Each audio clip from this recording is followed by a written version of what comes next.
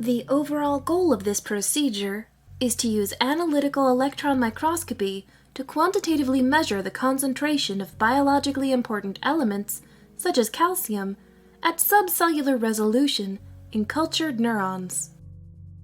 This is accomplished by first rapidly freezing live cell cultures and preparing ultra-thin cryosections. The second step is to transfer cryosections into an analytical electron microscope and freeze-dry them. Next, images and X-ray spectra are required from selected subcellular regions, including neuronal mitochondria.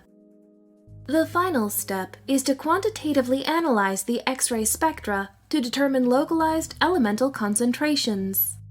Ultimately, this approach, known as EPMA, is used to reveal changes in calcium concentrations and distribution that underlie intracellular calcium signaling. The main advantage of this technique over related methods like fluorescence microscopy, radioisotope uptake, or flame photometry is single organelle level resolution and submillimolar sensitivity.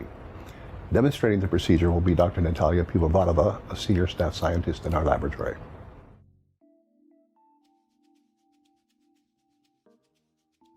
To begin, prepare a freezing bath by condensing gaseous ethane at -160 degrees Celsius in the center well of a liquid nitrogen-cooled system.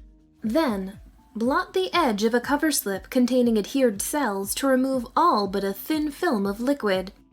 Take care not to dry out the sample. Next, hold the cover slip by the edge and quickly immerse the sample into the liquid ethane.